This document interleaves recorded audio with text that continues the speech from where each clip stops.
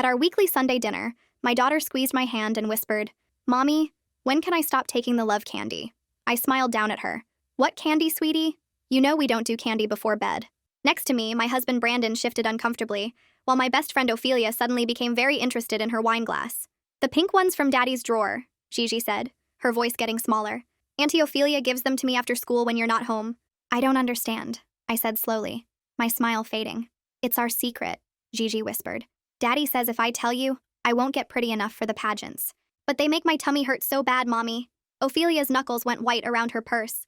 "She's just confused about her vitamins." "What is she talking about, Brandon?" My voice sliced through the dining room. "They're just supplements. For energy." "Then why is it a secret?" The pieces started falling into place. The mystery stomach pain. The heart palpitations doctors couldn't explain. The weight loss that made everyone compliment how healthy she looked while she could barely keep food down. "Show me these vitamins. Now." "They're perfectly safe," Ophelia started. "Show me." Brandon pulled out his phone, but I snatched Ophelia's purse, upending it. Credit card statements scattered across the floor. Charges to overseas pharmacies. "You've been drugging our baby," I breathed. "The social worker visits." My voice was rising. "They thought I was starving her." "The neighbors called CPS 3 times because she kept fainting at the bus stop." Brandon's face went pale. "That wasn't supposed to." "I lost my nursing license," I continued, tears burning my eyes. 10 years of night school while pregnant. Fighting my way up to head nurse at Children's Hospital. Gone. Because I couldn't explain why my daughter's blood work showed metabolic damage. I laughed bitterly. "We had to sell my mom's house, the one she left us, to pay for cardiac specialists for a 7-year-old. Our son won't even eat meals with us anymore," I choked out. "Oliver told his teacher he's scared he'll get sick like Gigi. He hoards food in his room because he watched his sister collapse at dinner. He's 5 years old and he hoards food." Gigi swayed in her chair, her lips tinged blue. "I'm sorry, Mommy. Daddy said when I'm skinny like Sydney's daughter, he won't want to move away." The room went dead silent. "What did you just say, baby?" "Auntie Ophelia promised," she sobbed, gripping the table for balance. "She said when I'm tiny enough, Daddy will love us and won't leave for Sydney's family." "Sydney?" Everything clicked. "Your CrossFit trainer? The one with the perfect daughters who model?" Brandon's phone buzzed. He grabbed for it, but I got there first. Text from Ophelia, sent 30 seconds ago. "She knows. Don't let her stop now. Dr. Kumar says 10 more pounds and she'll be pageant ready." I scrolled up frantically. "Increased dose this week. She's down to 52 pounds. Brandon, she looks incredible. Sydney will be so jealous." My hands shook. You're coordinating this? Together?"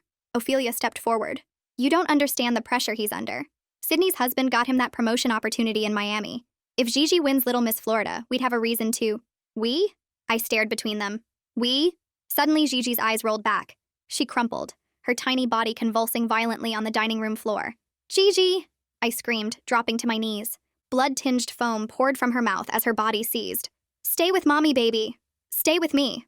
The kitchen door burst open. Oliver stood there in his pajamas. "Is Gigi dying again?" His voice was flat, empty. My 5-year-old had seen this so many times it was routine. "Call 911!" I screamed at Brandon, who stood frozen. "Call them now!" I turned Gigi on her side, timing the seizure like I'd learned to do. The blood was getting darker, almost brown. "I'm calling the police." I reached for my phone, but Ophelia grabbed my wrist. "No, you can't. Look at her, she's finally thin. She's perfect, just like Sydney's girls." Brandon caught me from behind, his arms locking around me. "I'm sorry," he sobbed against my neck. "I'm so sorry, but it's what's best. For all of us. You'll thank me when we're in Miami." With strength born of pure rage, I broke free and lunged for my phone. But Ophelia was already dialing. 911? Please help. My friend has been giving her daughter illegal diet pills. The child is seizing. I ripped my phone from my pocket while keeping one hand on Gigi's shaking body, screaming over Ophelia into my own phone as I dialed. "No!" "That's a lie." The 911 operator answered, and I shouted the truth while Gigi's small frame jerked against the hardwood. "My daughter's been poisoned with diet pills by her father and his girlfriend. I have text messages proving it. She's having a seizure. We need help now." The operator's voice stayed calm, asking for our address while I heard typing in the background. Brandon stood frozen by the wall, his face white as paper, while Ophelia kept babbling into her phone about me being unstable. I pressed speaker so the operator could hear everything, holding Gigi's head to keep it from hitting the floor while blood mixed with spit ran down her chin. "EMS and police are 3 minutes out," the operator said. I counted Gigi's seizure hitting 2 minutes, then 3, her lips turning darker blue while Oliver watched from the doorway with those empty eyes that broke my heart. The sirens screamed closer, and suddenly the front door burst open, 2 paramedics rushing in with their bags. The first one, a young guy with steady hands, dropped beside us and started checking Gigi's vitals, while his partner, an older woman, Got the oxygen mask ready. How long has she been seizing? I told them 4 minutes now while showing them Brandon's phone with the text about the pills. I'm a nurse. My license is suspended, but I know what I'm seeing. She's been given stimulants, probably mixed with thyroid medication. The woman paramedic nodded, calling it into the hospital while they got an IV started in Gigi's tiny arm. A patrol officer walked through the door just as they were loading Gigi onto the stretcher, his hand on his radio as he looked between all of us. We need statements from everyone, he said, but the male paramedic cut him off. The kid comes first. You can sort it out at the hospital. Brandon started following the stretcher, but the officer stopped him. Sir, I need you to stay here. Brandon tried his vitamin story again, but I shoved my phone at the officer, showing him screenshot after screenshot. These are texts between my husband and her, I pointed at Ophelia, planning to drug my daughter for pageants. The officer's eyebrows went up as he read. Then he called for backup and a detective. I climbed into the ambulance with Gigi while Oliver ran after me, and I pulled him up too because I wasn't leaving him alone with Brandon. The ride to Children's Hospital took forever and no time at all, the paramedics working on Gigi while she finally stopped seizing but stayed unconscious. We burst through the emergency department doors, and I saw faces I knew from my years working here. The triage nurse Marie's eyes going wide when she recognized me. We need a full talk screen with chain of custody documentation, I told her while they wheeled Gigi into a trauma room. This is evidence in a criminal case. We need forensic-level preservation of all samples. Marie nodded and flagged the charge nurse while the ED physician, a tall woman I didn't recognize, started examining Gigi. Oliver pressed against my side as we watched them work, drawing blood and starting fluids while Gigi's heart monitor showed an irregular rhythm. The physician pulled me aside after 20 minutes, her face serious. I have to notify CPS about suspected child endangerment. It's mandatory reporting protocol. My stomach dropped hard because CPS had already investigated me 3 times when the neighbors kept calling about Gigi fainting, but I nodded because now the truth would finally come out. They already have 3 reports on file blaming me, I told her, but those were before we knew she was poisoned. The social worker showed up within an hour, a young man with kind eyes who took notes while I explained everything. They moved Gigi up to the PICU for monitoring, and Oliver and I followed, settling into the family lounge with its uncomfortable chairs and flickering TV. Night fell, and Oliver curled up against me, his small voice breaking the silence. Is Gigi going to die this time? I held him tight and promised she wouldn't even, though my voice shook, watching the monitors through the glass door while nurses checked on her every few minutes.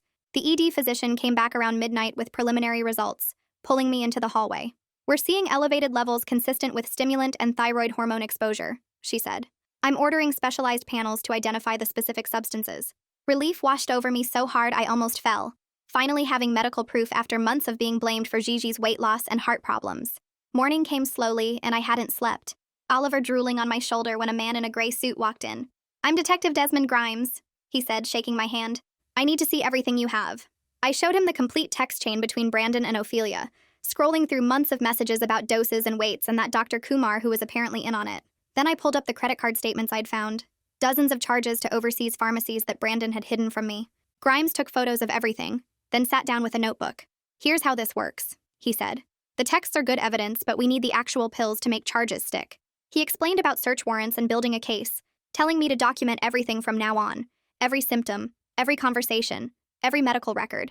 We can get them on child endangerment for sure, maybe more depending on what we find. Just after lunch, a woman with graying hair and a worn briefcase arrived.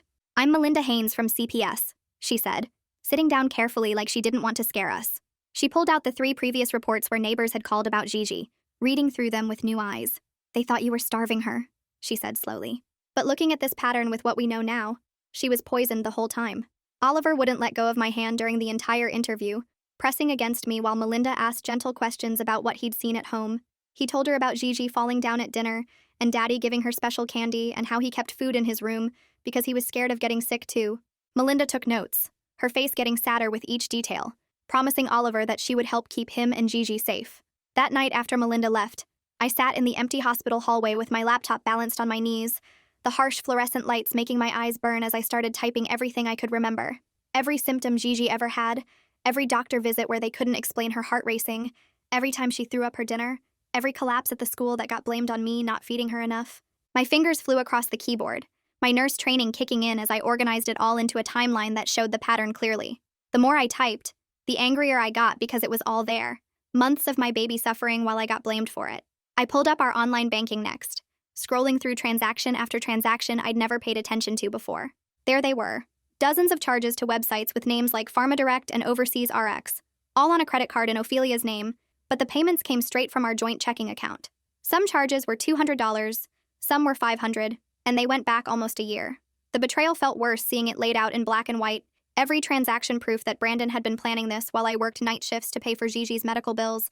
I took screenshots of everything, saving them to 3 different cloud accounts because I wasn't taking any chances with this evidence disappearing. Around 2 in the morning, I walked down to the lab where my former colleague Sarah was working the night shift. She recognized me immediately, and her face went soft when I explained about the criminal investigation and needing Gigi's samples preserved under forensic protocol. Sarah promised she'd handle it personally, labeling everything with proper chain of custody documentation and storing it in the locked forensic freezer. Having someone on my side who understood the medical side of this helped more than I could say. The next afternoon, Brandon showed up at the PICU trying to sweet-talk the nurses into letting him see Gigi, telling them I was having a mental breakdown and making false accusations. The charge nurse called security when he wouldn't leave, and I showed them the emergency protective order paperwork I was getting ready to file. Brandon's face went red when security escorted him out, yelling that I couldn't keep him from his daughter, but they made it clear he wasn't getting anywhere near Gigi without a court order. Detective Grimes called me that evening, his voice serious as he explained I needed to file for an emergency protective order right away to keep Brandon and Ophelia away from the kids legally. He emailed me the forms and walked me through each section over the phone, making sure I understood what to write and what evidence to attach. The next morning, I drove to the courthouse with Oliver sleeping in his car seat, my hands steady as I filled out every page of the protective order request. I wrote out exactly what they'd done to Gigi, attached the screenshots of the texts and bank statements, and included the preliminary toxicology report from the hospital. The clerk took one look at the medical records and expedited everything, scheduling the hearing for the next morning. That afternoon, I met with Sinead Paget, Oliver's school counselor, in a small conference room at the school while a nurse watched Gigi at the hospital. Sinead pulled out a thick folder she'd been keeping for months, full of notes about Oliver's behavior changes, his food hoarding, the times he'd told her about Gigi getting sick at home. She'd documented everything, dates and times and direct quotes from Oliver about being scared to eat dinner. This independent record from someone outside our family would be huge for our case. 3 days later, my phone rang with Ophelia's number, and I almost didn't answer, but then I remembered we lived in a one-party consent state for recording. I hit record on my phone and answered, listening to her sob about how sorry she was, how she never meant for any of this to happen. I kept my voice calm, asking her questions about the pills, and she admitted she'd been giving them to Gigi after school for months. She said Brandon convinced her it was safe, that the pills weren't supposed to hurt Gigi this much, that she only wanted to help Brandon with his stress about the Miami job. I let her talk for 20 minutes, getting everything on tape while I took notes on exactly what she was admitting to. Detective Grimes called the next morning to tell me he'd gotten search warrants for both Brandon's nightstand and Ophelia's apartment based on all the evidence we'd gathered. They were going to execute both warrants at the same time that afternoon, so neither of them could warn the other or destroy evidence. Later that day, I sat with Detective Grimes in a small room at the police station, going through our credit card statements line by line. We found a clear pattern where Brandon ordered more pills every single time Gigi started to recover and gain weight back. The charges matched up perfectly with her worst episodes, like clockwork. Every time she'd been hospitalized, there was a big pharmacy charge 2 weeks before. The detective took photos of everything, building his case file while I watched my marriage dissolve in credit card transactions. Melinda called me the next morning while I was sitting in the hospital cafeteria trying to force down some toast, her voice urgent as she explained we needed to file for emergency custody immediately. She met me at the courthouse that afternoon with a stack of forms already partially filled out, walking me through each section while Oliver colored quietly in his stroller beside us. The family court clerk took one look at the medical reports Melinda attached and expedited everything, scheduling us for the following week instead of the usual month-long wait. Melinda warned me that family court worked differently than criminal court, that the judge would care more about what was best for the kids than proving guilt, and she helped me organize my evidence into clear categories showing I could keep them safe. She explained that Oliver would definitely stay with me, but the judge might still order supervised visits for Brandon until the criminal case was resolved, which made my stomach turn, but I understood the legal reality. Back at the hospital that evening, Dr. Fraser pulled me into a quiet conference room with Gigi's latest lab results spread across the table. The toxicology report showed levels of phentermine and synthetic thyroid hormones that made her shake her head, explaining how these substances had been slowly damaging Gigi's developing heart muscle over months. She pointed to specific numbers on the cardiac enzyme tests, showing ongoing damage that would need years of monitoring, maybe medication for life. I took notes on everything, my old nursing knowledge helping me understand the medical terms while also making it worse because I knew exactly how bad this was. The next morning, I met with Cormac Davenport in his small office downtown, bringing copies of all the new evidence that proved I'd been telling the truth about Gigi's symptoms all along. He reviewed my nursing board suspension paperwork alongside the toxicology reports, nodding as he saw how the timeline matched up perfectly, how every symptom I'd reported was now explained by the poisoning. He thought we had an excellent case for reinstatement since the suspension was based on suspicions that were completely false, and he started drafting the appeal right there while I watched. Later that day, Sinead called me to her office at Oliver's school, handing me a thick folder she'd been keeping for months without telling anyone. Inside were dated notes about every time Oliver mentioned Gigi being sick, every day she'd collapsed at pickup, every absence, every concerning comment from teachers who'd noticed the pattern but didn't know what to make of it. She'd documented Oliver telling her about watching Gigi throw up after taking Daddy's special vitamins, about being scared to eat dinner, about hiding crackers under his bed in case he got sick too. This independent record from a mandatory reporter who'd been watching our family deteriorate would be huge for both the custody case and clearing my name. That night, while I was helping Oliver brush his teeth, my phone started blowing up with notifications from friends sending me screenshots of Brandon's Facebook posts. He'd written this long thing about how I had Munchausen syndrome, how I'd been making Gigi sick for attention, how he was just trying to protect his daughter from her mentally ill mother.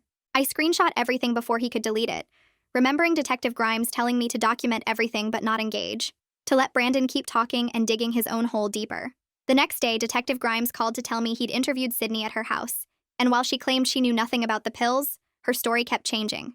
First she said she barely knew Brandon, then admitted he came to her gym 5 days a week, then finally admitted he was desperate to move to Miami for the promotion her husband had offered him. She let slip that Brandon had promised to bring his pageant-ready daughter to Miami, that her husband's company loved hiring executives with picture-perfect families, and the pressure to have the right image suddenly made more sense.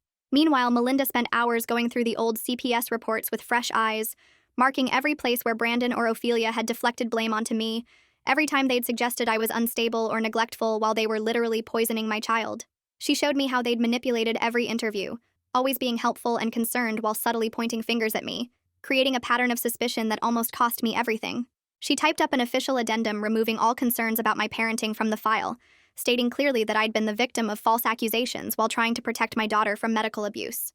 2 days later, Detective Grimes called me with big news. Ophelia had broken during questioning and admitted everything. She'd been giving Gigi pills after school for 6 months, crushing them into juice or yogurt, increasing the dose whenever Brandon texted her that Gigi was gaining weight. She claimed Brandon manipulated her, that she thought the pills were safe supplements at first, but she admitted she kept giving them even after seeing how sick Gigi got. She'd agreed to testify against Brandon in exchange for lesser charges, providing emails and texts going back over a year showing their whole plan.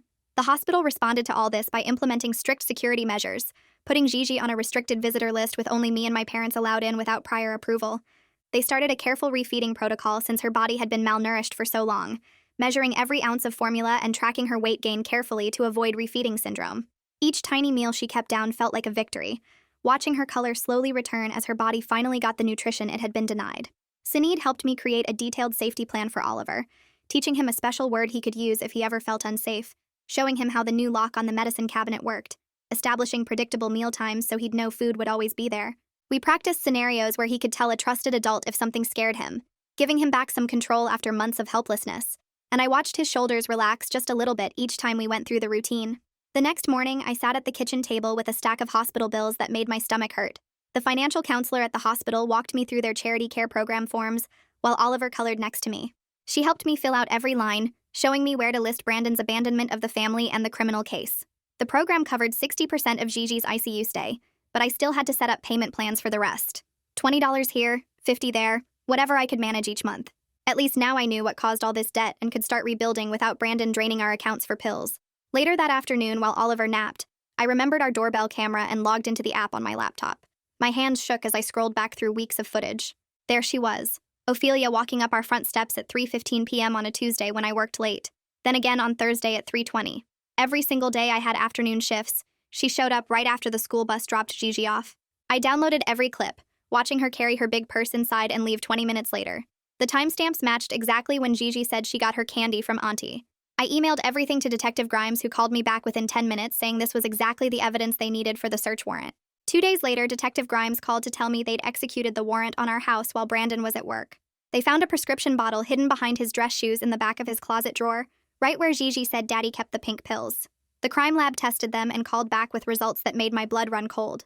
The pills were a mix of banned diet drugs from Mexico and thyroid medication that speeds up metabolism.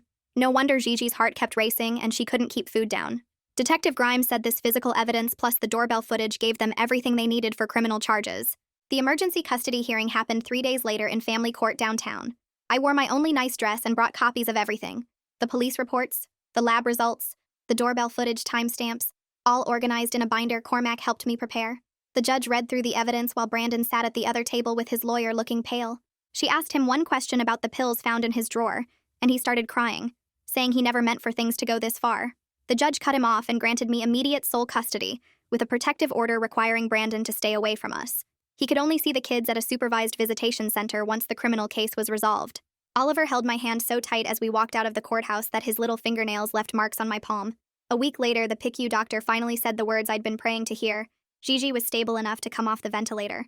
I stood next to her bed holding her hand as they removed the tube, watching her take her first real breath on her own in 7 days. She was so weak she could barely open her eyes, but she squeezed my fingers when I told her she was doing great. The feeding team came that afternoon to teach me about refeeding syndrome and how to help her recover at home. They showed me how to measure tiny amounts of formula every few hours, tracking everything she kept down, watching for signs her body couldn't handle the nutrition after being starved for so long. When Gigi finally woke up enough to talk, her voice scratchy and small, she asked if Daddy would come see her. I had to explain that Daddy was in timeout for giving her medicine that made her sick, using words a 7-year-old could understand while my heart broke. The story somehow got out to local news channels, and my phone started ringing non-stop with reporters wanting interviews. One reporter even showed up at the hospital trying to get past security to Gigi's room. Cormac told me to document everything but not talk to anyone, that protecting my kids' privacy was more important than telling my side publicly. I took screenshots of every message, every voicemail, keeping records in case we needed restraining orders against the media too. The nursing board called to schedule an informal conference about my suspended license now that new evidence had come to light. I spent 3 full days at Cormac's office preparing my evidence packet, organizing medical records, police reports, and witness statements, showing I'd been trying to help my daughter while others were poisoning her. Cormac coached me on what to say, how to present the timeline clearly, reminding me this was my chance to get my career back. Then Detective Grimes called with news that shocked me even though I shouldn't have been surprised anymore. Ophelia's lawyer had contacted him offering a deal where she'd testify against Brandon for reduced charges. She gave them emails going back 14 months showing Brandon planning this whole thing, researching which pills to use, calculating doses, even looking up pageant schedules in Miami for after they moved. The betrayal went so much deeper than those last 6 months of pills. She had screenshots of Brandon telling her about Sydney's perfect daughters and how Gigi needed to be thin enough to compete with them for his image at the new job. Detective Grimes asked if I'd be willing to make a recorded call to Brandon to get him talking about the pills. I sat in the police station with recording equipment while Detective Grimes coached me on what to say. When Brandon answered, he immediately started crying and begging me to drop the charges, saying we could work things out as a family. I stayed calm and asked him why he gave our baby those pills. He said he just wanted us to have a better life in Miami, that Sydney's husband wouldn't promote him if his daughter wasn't pageant ready, that he did it all for us. I asked him directly if he knew the pills would hurt her, and he said he thought she'd be fine, that other girls took them all the time, that I was overreacting like always. Detective Grimes gave me a thumbs up as Brandon kept talking, digging his hole deeper with every word, still thinking he could manipulate me into forgiving him. The next day, we met with the pediatric cardiologist who pulled up Gigi's heart scans on his computer screen. He pointed to areas showing damage from the stimulants, explaining she'd probably have heart rhythm problems for years. We'd need EKGs every 3 months, maybe medication if the irregular beats got worse, and she couldn't play contact sports that might stress her heart. I took notes in my old nursing notebook, grateful I understood the medical terms, even though each word felt like another knife in my chest. He printed out a thick packet about living with pediatric arrhythmia and went through warning signs to watch for, when to call 911, how to check her pulse properly. This wasn't going away anytime soon, but at least now we knew what we were dealing with and could get proper treatment instead of being blamed for mysterious symptoms. The next week, Sinead called to set up Oliver's first therapy session at the school, explaining she'd use play therapy to help him work through everything he'd seen. I walked him to her office that first Thursday morning and watched him clutch his backpack straps so tight his knuckles went white. She had toys and art supplies spread across a low table and let him pick what he wanted to do while I waited outside. Through the door, I heard her asking him to draw his family, and my heart broke when she showed me the picture later with just me, him, and Gigi. No daddy anywhere on the page. She said this was normal and would take time, but at least he was starting to express his feelings instead of keeping them locked inside. 3 days later, my phone rang from a number I didn't recognize, and when I answered, Brandon's voice made my blood run cold. He was calling from a burner phone even though the protective order said no contact at all. His words came fast and angry, saying if I didn't drop the charges, he'd find a way to take the kids, that no judge would let them stay with someone who lost their nursing license. I grabbed my other phone to record while keeping him talking, letting him dig his hole deeper with each threat. He said he knew people who could make things hard for me, that I'd never work as a nurse again if I kept pushing this. The second he hung up, I called Detective Grimes and played him the recording. He came to take my statement that afternoon and said this violation would hurt Brandon bad in court since it showed he couldn't follow basic rules. 2 weeks passed before the district attorney's office called to say they were filing formal charges against both Brandon and Ophelia. The prosecutor explained Brandon faced 3 counts of child endangerment plus administering harmful substances to a minor and conspiracy charges that could mean serious prison time. Ophelia got charged as an accomplice, which carried less time, but still meant she'd have a criminal record forever. The arraignment got scheduled for the following Monday at the courthouse downtown. I sat in the back row watching Brandon stand before the judge in an orange jumpsuit while his lawyer argued for reasonable bail. The judge read through the charges and the evidence, including the protective order violation from the burner phone call. She set bail at $200,000 with strict conditions, including GPS monitoring and absolutely no contact with me or the kids. Brandon's parents sat in the front row, and his mother started crying when she heard what her son had done to Gigi. They posted his bail but wouldn't look at him when he walked out. Meanwhile, Cormac worked on getting my nursing license back, filing a motion for reconsideration with all the new evidence showing I'd been blamed for symptoms I was trying to treat. The board scheduled a hearing for next month, and Cormac said they seemed open to reversing the suspension since the real cause of Gigi's illness was now clear. He helped me organize every piece of evidence, including the criminal charges against Brandon and Ophelia, plus statements from the doctors who'd treated Gigi. Melinda came by the house for her follow-up assessment, watching how the kids were doing now that Brandon was gone. Oliver actually ate dinner at the table while she was there, and Gigi showed her the art projects she'd been working on during recovery. Melinda wrote in her report that both kids were stable and safe with me, that Oliver was showing improvement with therapy, and Gigi was getting stronger every day. She recommended closing the emergency intervention since there was no danger anymore, and said the system that once suspected me was now protecting us from the real threat. A week later, I found a letter in my mailbox with Ophelia's return address on it. My hands shook as I opened it and read her begging for forgiveness, claiming she loved Gigi like her own daughter and never meant for things to go this far. She wrote that Brandon manipulated her, and she just wanted to help make him happy, that she never thought the pills would really hurt Gigi. I didn't respond, and gave the letter to Detective Grimes for evidence, maintaining the no-contact order because her choices nearly killed my daughter, and forgiveness wasn't mine to give. The hospital's financial counselor called with good news that the charity care program approved coverage for most of Gigi's medical bills from this whole nightmare. I still owed about $15,000, but they set up a payment plan I could manage if I picked up extra shifts. I started working per diem at a walk-in clinic 3 days a week. Not the head nurse position I'd lost, but honest work that helped pay bills while I waited for my license hearing. Every Thursday night, I went to a support group at the hospital for parents of kids with medical problems. The first time I walked in, I felt like everyone would judge me, but when I shared our story, other parents nodded with recognition. One mother said her ex-husband had given their son steroids for sports without telling her, and another woman's mother-in-law had been sneaking allergy medication that made her granddaughter sick. We weren't alone in dealing with family members who hurt our kids while claiming to help them.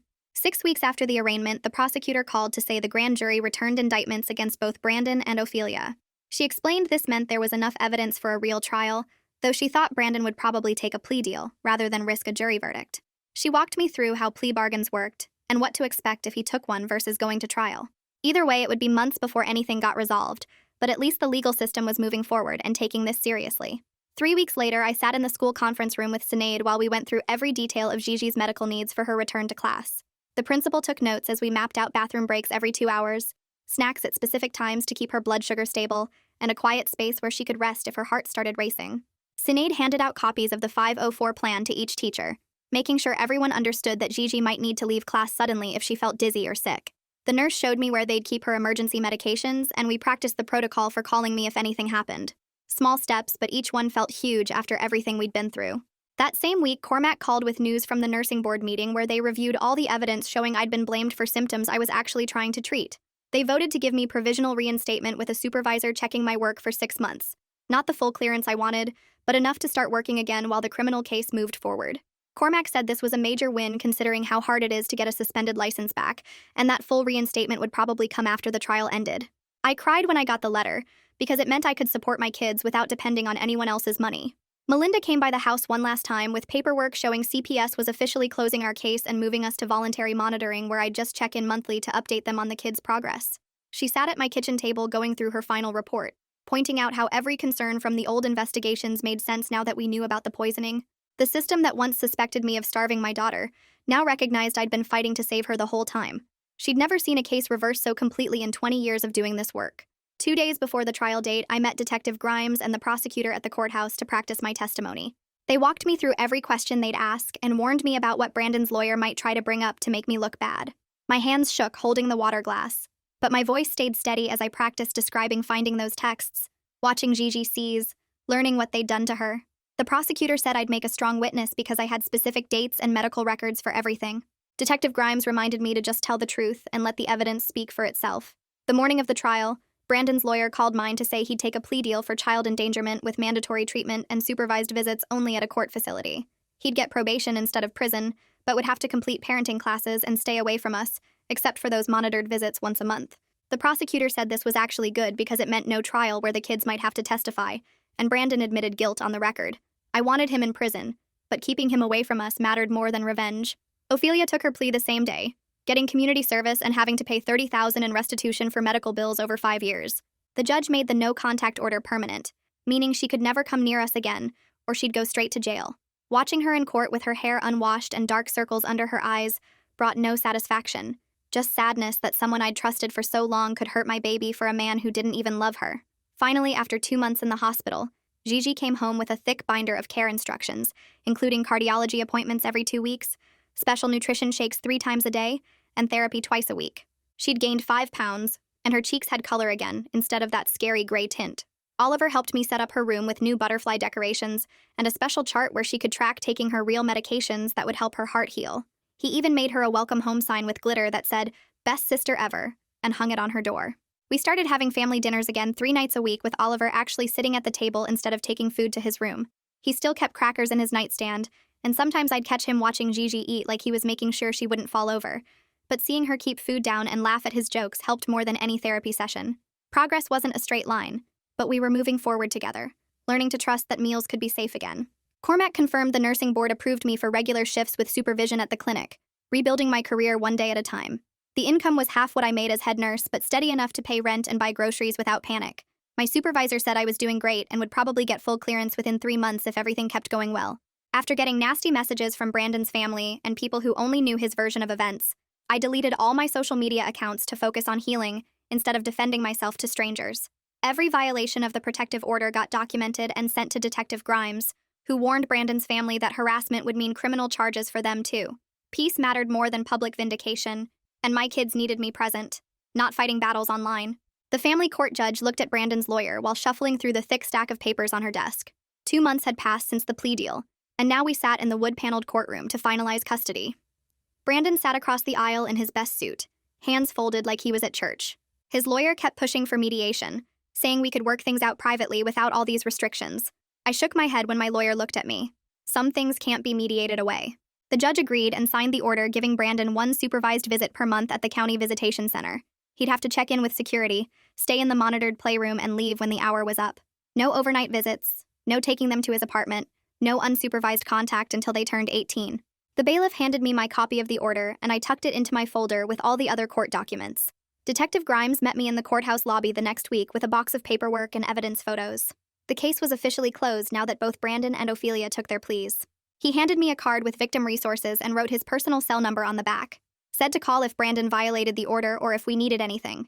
He'd worked dozens of child abuse cases but said ours was one of the strongest he'd seen. The evidence was so clear that Brandon had no choice but to take the deal. Justice wasn't perfect since he avoided prison, but at least my kids were safe. I drove to what used to be my mother's house after leaving the courthouse. The new owners had already painted it yellow and put up different curtains.